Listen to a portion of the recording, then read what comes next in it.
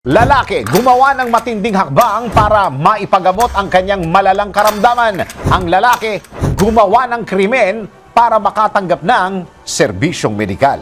Sa tuwing tayo'y magkakasakit, karaniwan na naghahanap tayo ng paraan para magpagamot. Lalo na at marami sa atin na pangunahing prioridad ang kalusugan. Subalit sa hirap ng buhay, hindi lahat ay may kakayahang maipagamot ang sarili. Gaya na lamang ng lalaking ito na gumawa ng isang matinding hakbang para makatanggap ng serbisyong medikal para sa kanyang karamdaman. Kung anong klaseng krimen ang kanyang ginawa para maipagamot ang sarili. Ito po yung kwento. Isang 59 anyos na lalaki mula sa North Carolina, USA na kinilalang si James Veron ang nakulong matapos itong gumawa ng isang krimen upang makatanggap ng libreng serbisyong pangkalusugan. Ayon po sa ulat, matagal nang iniinda ni James ang matinding pananakit ng kanyang likod at ang kanyang arthritis.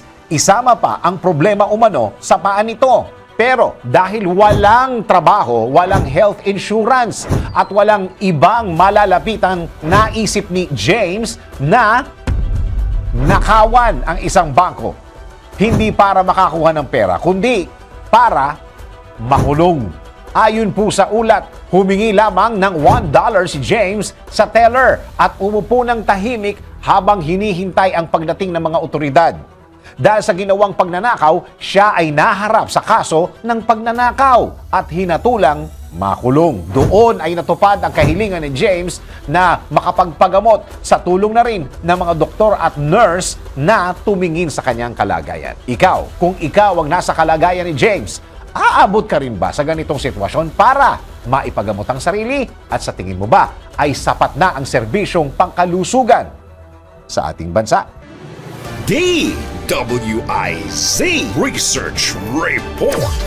Report.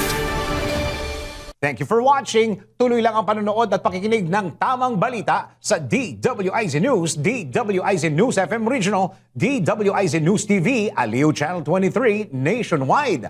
Mag-follow, like, subscribe at i-share ang aming mga social media accounts.